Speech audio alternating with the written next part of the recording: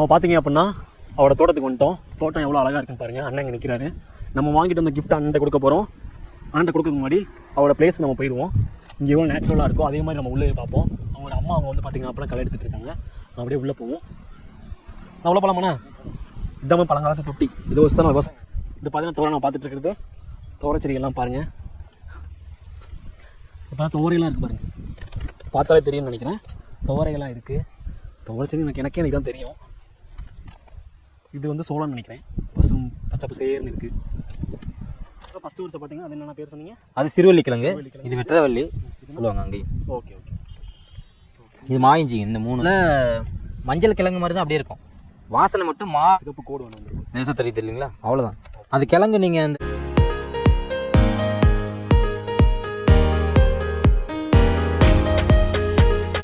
அவள் பார்த்தீங்க அப்படின்னா அவனோட தோட்டத்துக்கு வந்துட்டோம். தோட்டம் எவ்வளோ அழகாக இருக்குன்னு பாருங்கள். அண்ணன் இங்கே நிற்கிறாரு. நம்ம வாங்கிட்டு வந்த கிஃப்ட் அண்ணன்ட்ட கொடுக்க போகிறோம். அண்ணன்ட்ட கொடுக்கறதுக்கு முன்னாடி அவரோட பிளேஸ்க்கு நம்ம போயிடுவோம். இங்கே எவ்வளோ நேச்சுரலாக இருக்கோ அதே மாதிரி நம்ம உள்ளே பார்ப்போம். அவங்களோட அம்மா அவங்க வந்து பார்த்திங்கன்னா அப்போலாம் களை எடுத்துகிட்டு இருக்காங்க. அப்படியே உள்ளே போவோம்.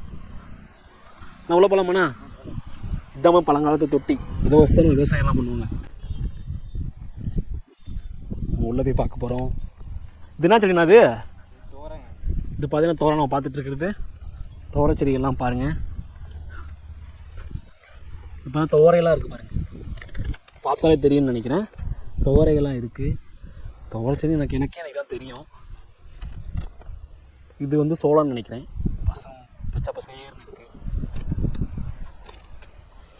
தோரை விளைஞ்சி ஆனால் மொத்தமாக 2 போட்டிருக்கீங்க. இது என்னங்கண்ணா? இதான் பண்ணுற முக்கியமான வேலையை. சொல்லுங்கள் அப்படியே. இது கிழங்கு ரகங்களாக இந்த ஒரு 20 சென்ட் வந்து கிழங்கு ரகங்கள் மட்டும் பயிர் பண்ணியிருக்கிறேங்க. என்ன கிழங்கு இது முதல்ல இருக்கிறது சிறுவள்ளி கிழங்கு. முள் கிழங்குன்னு சொல்லுவாங்க, சிறுவள்ளி கிழங்குன்னு சொல்லுவாங்க. சில பகுதியில் முள் கிழங்குன்னு சொல்லுவாங்க, இல்லை சில சிறுவள்ளின்னு சொல்கிறாங்க. வேறு அந்த பக்கம் இருக்கிறது வெத்தலைவள்ளிங்களா? ரெண்டாவது இந்த முதல் 2 லைனு சிறுவள்ளி. அதுக்கு அடுத்து இருக்கிறது வெத்தலைவள்ளி கிழங்கு. வெத்தலைவள்ளி. ஆமாம். இது அப்படி எவ்வளோ அது என்ன வெத்தலைவள்ளி கிழங்கு கேள்விப்பட்டதே இல்லையா? புதுசாக இருக்குது. புதுசுலாம் இல்லைங்க. இது வெத்தலைவள்ளி எல்லாம் கிழங்கு கேள்விப்பட்டிருக்கேன். சக்கரவள்ளி கிழங்கு கேள்விப்பட்டிருக்கேன். இது இந்த வெத்தலைவள்ளி கிழங்கு இப்போதான் புதுசாக கேள்வி. வெத்தலைவள்ளினா இந்த இலை இலை பாருங்க, வெத்தலை மாதிரி இருக்கு இல்லையா? அதனால வெத்தலைவள்ளின்னு சொல்லுவாங்க. ஆமாம், இது கிழங்கு சாப்பிட்டுக்கலாம். அது கூட நம்ம பல விதமான உணவு தயாரிச்சுக்கலாம்.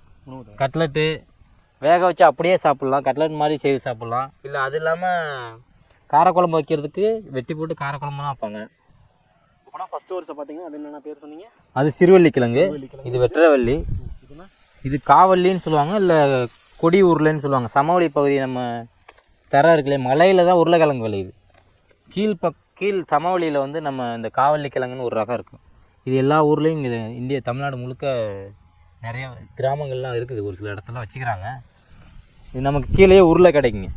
இது ஒரு தடவை அறுவடையாகி நம்ம அப்படியே கொடியில் எங்கன்னே காய்க்கும். தாய் கிழங்கு ஒரு பெரிய கிழங்கு ஒன்று வரும், ஒரு 2 கிலோ 3 கிலோ அளவில் இருக்கும். கிழங்கு வந்து மேலே வரும். நம்ம கொடியில் காய் வரும். அந்த பருவம் வரும்போது தான் வரும். கார்த்திகை மார்கழிக்கு மேலே தான் கொடியில். வேர்க்கல்ல வர்றதுக்கு வரியில் வர்றது. ஆமாம், இது கொடியில் வர்றது அதான் காவல்லின்னு சொல்லுவாங்க. இல்லை இன்னொரு பேர் கூட ஒன்று சொல்லுவாங்க, காவல்லி கிழங்கு. இது வந்து சட்டிக்கரணைங்க, சட்டிக்கரணைன்னு சொல்லுவாங்க. சில இடத்துல இந்த பகுதியில் சேப்பக்கிழங்குன்னு கூட சொல்லுவாங்க. சட்டிக்கரணை இவ்வளோ பெருசு இருக்கும். அந்த பெருசாக இருக்கும் இல்லையா? உங்களுக்கு கீத்து போட்டு 1/2 கிலோ 1 கிலோன்னு கருணக்கிழங்கு இல்லையா? அது கருணக்கிழங்கு தான், சட்டிக்கரணைன்னு தான் சொல்லுவாங்க. பார்த்தீங்கன்னா எங்கள் ஊரில் கருணக்கிழங்குன்னு சொல்லுவாங்க. சாப்பிட்ட நாக்கில் லைட்டாக அரிக்கும். இன்னும் இந்த பகுதியில் நிறைய சேப்பங்கிழங்குன்னு தான் சொல்லுவாங்க. இந்த இதே கிழக்க வந்து விழுப்புரம், சென்னை போன்ற பகுதி அங்கே போயிட்டோம் வச்சிங்களேன், இதை வந்து கருணக்கிழங்குன்னு தான் சொல்லுவாங்க அங்கேயும். ஓகே. இது மாயிஞ்சி. இந்த 3 வரியும் மாயிஞ்சி. ஆமாம், வாழை மரம் மாதிரி இருக்குது. மாயிஞ்சின்னு இப்போ மஞ்சள் இருக்கு இல்லையா? ஆமாம், மஞ்சள் கிழங்கு மாதிரி தான் அப்படியே இருக்கும்.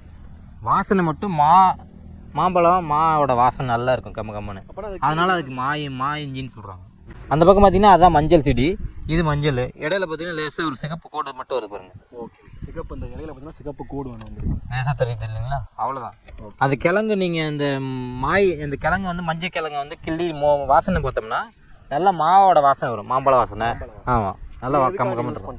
இது ஊறுகாய் செஞ்சு வச்சுக்கலாம்.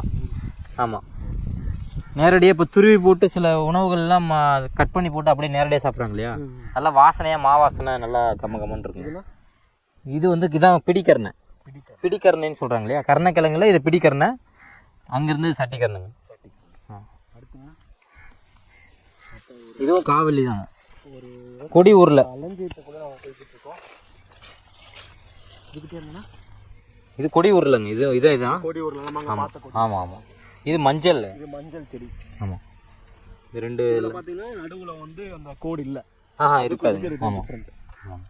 அது உங்களுக்கு கிழங்கே நல்லா மாவோட வாசனை வருங்க. இது மஞ்சள். ஆமாம், இந்த 3 வரியும் மஞ்சள். ஓகே. இது வெத்தலை வழியில் பல ரகம் இருக்குங்க. வெத்தலை வழியில் பல ரகம் இருக்குது. அதில் இது ஒரு இங்கில 2-3 ரகம் இருக்குங்க. இந்த ஒவ்வொரு லைனும் வந்து பாத்தி வந்து 2ஆக பிரிச்சிருப்பேன். இதில் ஒரு ரகம் இருக்கும், அதில் ஒன்று இருக்கும், அந்த பக்கம் 2 இருக்குது, தனித்தனியாக இருக்குங்க. ஓகே. பார்த்தீங்கன்னா இந்த வீடியோவில் பார்த்தீங்க அப்படின்னா என்ன மாதிரியான புது வகையான கிழங்குலாம் இருக்குது நானே கேள்விப்பட்டதில்லை. ரொம்ப இன்னும் அந்த பக்கம் உள்ளே போனீங்கன்னா அந்த அங்கே 2-3 வச்சுக்கிறேன், நம்ம பார்த்துட்டு பார்ப்போம். என்ன மாதிரி நிறையா என்ன இருக்குது அப்படிங்கிறது நெக்ஸ்ட் நான் பார்ப்போம். தொடர்ந்து இணைஞ்சிருங்க. மறக்காம இந்த மாதிரியான விவசாயிகளை தெரிஞ்சுக்கிறது நம்ம மைண்ட் சேனல் சப்ஸ்கிரைப் பண்ணிடுவோம்.